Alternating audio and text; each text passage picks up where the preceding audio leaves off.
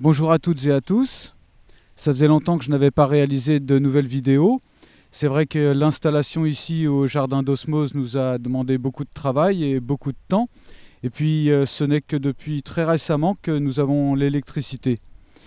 J'avais envie de m'y remettre et je profite de l'installation des cuves à l'intérieur de la serre pour vous proposer une vidéo à ce propos.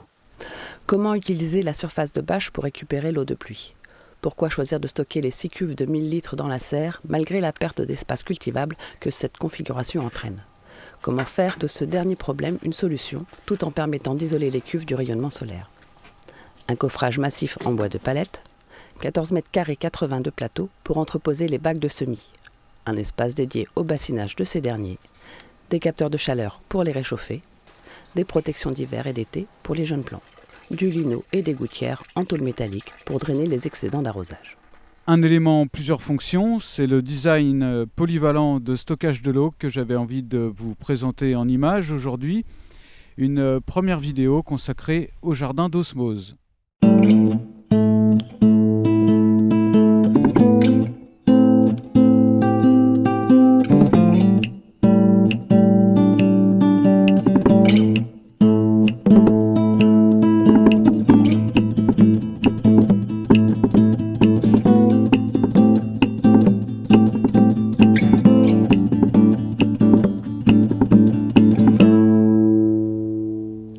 Une serre, c'est pratique. Ça permet d'augmenter la période de récolte en offrant chaleur et protection aux plantes. Parce que nous avons besoin de nous nourrir, même en hiver, c'est un outil adapté au climat tempéré de la Normandie. Mais la gestion d'une serre nous éloigne inévitablement de l'agriculture naturelle et demande beaucoup de suivi et de manipulation pour l'aération, les arrosages et la gestion des semis. L'hiver dernier, les jardins d'Osmose ont investi dans la serre où je me trouve actuellement. Nous sommes en fin d'été, début septembre, et les travaux d'installation des cuves tirent enfin à leur terme. Il s'agit d'une serre de 60 mètres carrés, 5 mètres de largeur pour 12 de long. Des relevants latéraux permettent de faire entrer de l'air frais en enroulant le bas de la bâche autour d'une tige métallique. Une bâche supplémentaire est équipée d'un système de rails en aluminium pour accrocher une double rangée de gouttières. Car pour pouvoir arroser, il faut de l'eau. Or, ici, au jardin d'Osmose, nous n'avons pas encore assez de surface de toit utile pour récupérer l'eau de pluie nécessaire à l'arrosage d'une serre de cette surface. Les gouttières sont reliées à 2 rangées de 3 cuves, placées de part et d'autre de l'allée centrale de la serre. Comme elles sont inclinées en sens inverse par rapport à la pente naturelle du terrain, elles remontent l'eau vers l'entrée principale de la serre, juste devant l'ancienne charretterie qui nous sert actuellement d'atelier de fortune et de lieu de stockage.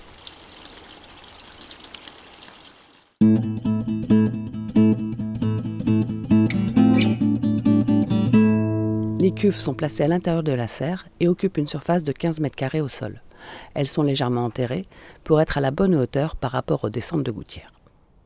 La première raison qui m'amène à sacrifier un espace de culture privilégié, puisque nous sommes sous serre, au stockage de l'eau, ce sont les propriétés thermiques intéressantes de cette dernière. En effet, un important volume d'eau est capable de se charger lentement en calories la journée, puis quand l'atmosphère extérieure se refroidit, elle relâche tout aussi lentement la chaleur accumulée aux heures chaudes.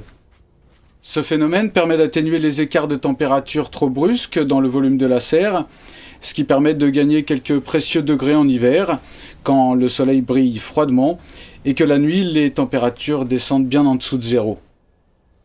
En second lieu, il apparaît évident que des cuves situées au plus haut de la serre, avec des arrivées d'eau au pied des cultures, cela représente un gain de temps et d'énergie précieux pour les séances d'arrosage.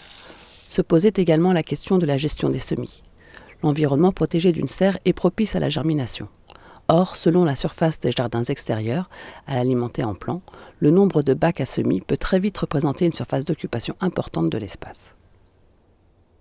L'espace de culture déjà utilisé au sol par les cuves devient ainsi un plateau surélevé de culture pour culture hors sol pour les semis.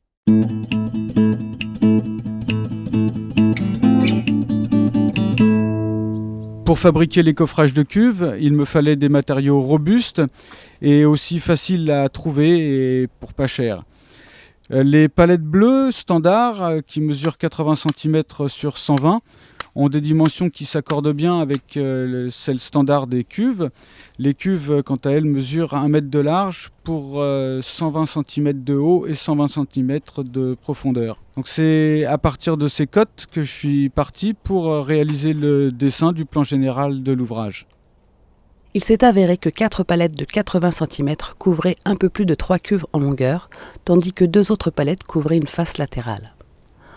En comptant les 4 palettes supplémentaires pour constituer la base des plateaux à semis, cela représentait un total de 32 palettes pour coffrer l'ensemble des 2 modules de 3 cuves.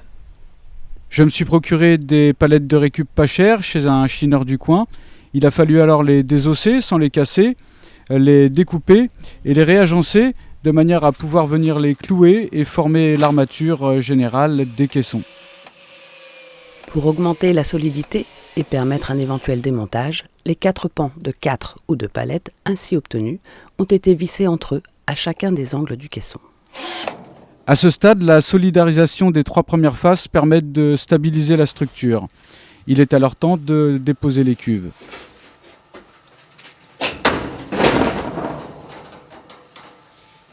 Celles-ci sont reliées entre elles directement par le bas, plutôt que raccordées en série par le haut.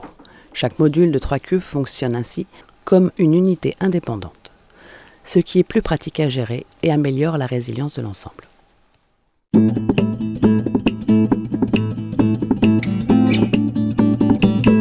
L'ossature de la construction étant posée, j'ai profité du fait que je construisais sur mesure pour apporter quelques améliorations techniques au design de base. Il me semblait important par exemple de conserver un accès au raccord de cuve pour faciliter l'entretien des robinets. De plus, même enterrée de 15 cm, la hauteur d'une cuve surmontée de son plateau dépassait les 1,10 m, ce qui n'est pas des plus ergonomiques.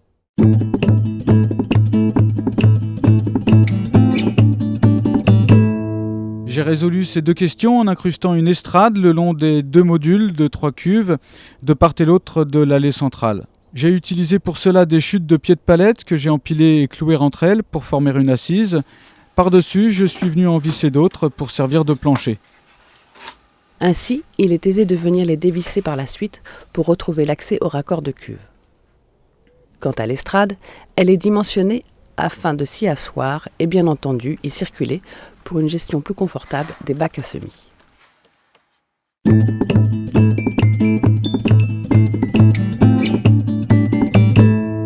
Pour que la lumière du soleil ne pénètre quasiment pas jusqu'aux cuves, j'ai découpé des lattes de bois pour combler les espaces déjà existants entre les lattes des palettes. Au sud, en revanche, j'ai gardé ces lattes pour autre chose. Je n'ai conservé que les châssis externes des palettes.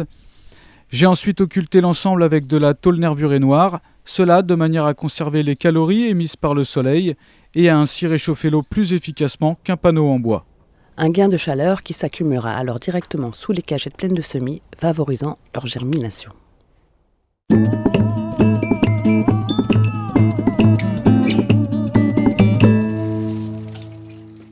Arroser des semis à la pomme d'arrosoir perturbe les graines et les plantules.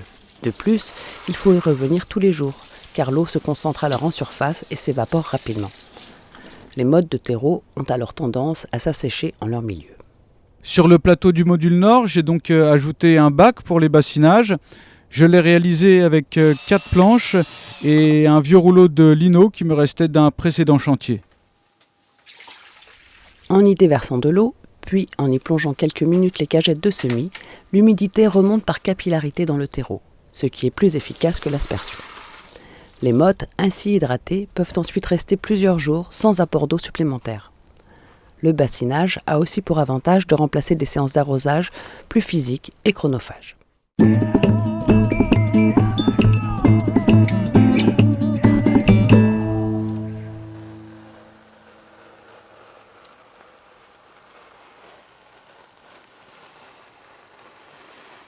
Pour que le bois sous les semis ne souffre pas trop de l'humidité ambiante, j'ai acheté une chute de rouleaux de lino supplémentaires et j'en ai couvert l'ensemble de la surface des 2 plateaux pour une surface de 14 mètres carrés 80. Quant à ces derniers, ils ont été positionnés de manière à ce que les excédents d'eau puissent couler vers une gouttière avant d'être évacués en aval en direction des cultures. Pour la réalisation de ces gouttières, j'ai utilisé de la tôle nervurée que j'ai retournée de manière à former de petits caniveaux.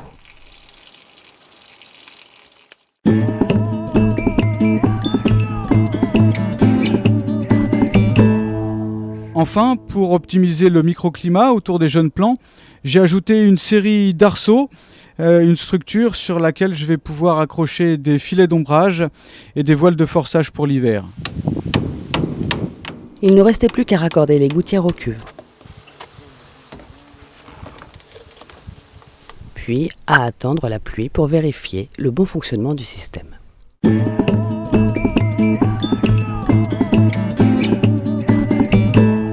Pour cette deuxième année au jardin d'Osmose, les cultures sont avant tout à vocation vivrière, même si nous vendons et que nous troquons déjà les surplus. Le simple fait de chercher à augmenter la production pour dégager un revenu nous éloigne irrémédiablement de l'agriculture naturelle, car cela implique toujours plus de technologie et de rationalisation. La serre en est le parfait exemple. Elle permet de hâter les semis printaniers, de différer ceux d'automne et même de produire en hiver. Mais cela revient à cultiver un milieu artificialisé, ce qui implique une irrigation contrôlée et manuelle, ainsi que la gestion quotidienne de l'aération. Sans parler de la somme de travail que représentent les semis en motte, le repiquage des plantules, puis leur installation dans les planches de culture. Une nouvelle strate de sophistication est franchie, quand pour pallier aux inconvénients de la culture sous bâche et de la propagation en conteneur, un nouvel ou plusieurs nouveaux éléments doivent être intégrés au système global. Les gouttières et les cuves permettent de réduire le travail et le temps nécessaires aux arrosages. Quant au plateau de semi-surélevé, ils résolvent la question de la place perdue par les cuves, tout en augmentant encore le confort des jeunes plantes et des jardiniers par la même occasion. La permaculture nous enseigne que les éléments du design demandant le plus de suivi et d'intervention doivent être placés au plus près des zones d'habitation et de vie, pour des raisons évidentes de proximité et de présence.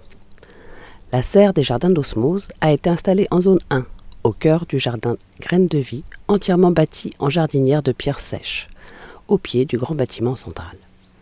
L'entrée de cette ancienne charretterie donne directement sur la porte ouest de la serre.